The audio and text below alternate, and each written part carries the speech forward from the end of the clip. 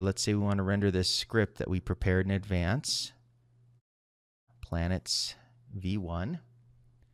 So we'll type NukeX, the frame range we want, which in this case is just 1 through, let's say, 5. And then the name of the script that we want to execute. So -x, and we want to do planets v1. Now, remember, because we're already in this working directory, we don't have to type this whole path, actually. We can just give it the name of the script there, and that'll keep everything a little more compact.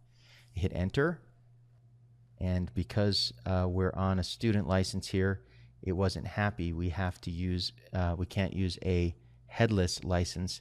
We have to use a full interactive license. So if you run into this same problem because you're running the student license, you have to make sure that you run the license that is the full license.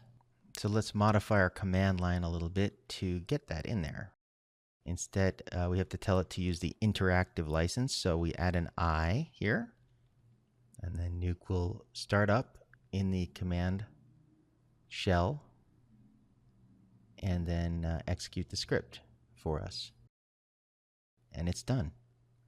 So as you can see, this could be a very useful way to run scripts without having to load up the scripts manually and hit the render button on the output nodes. We can also tell it if we want it to render a specific output node. So in this example here that's open, this is version 6 of this same script.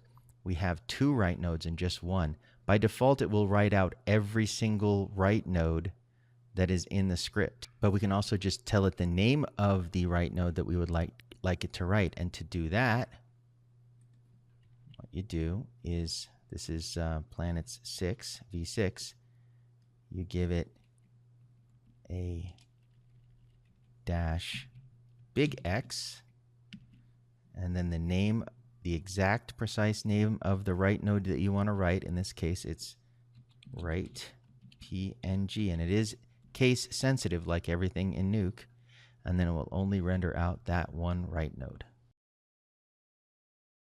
So how can we make this so that we can batch render a bunch of files without having to type in all these commands? Let's look at that in the next video.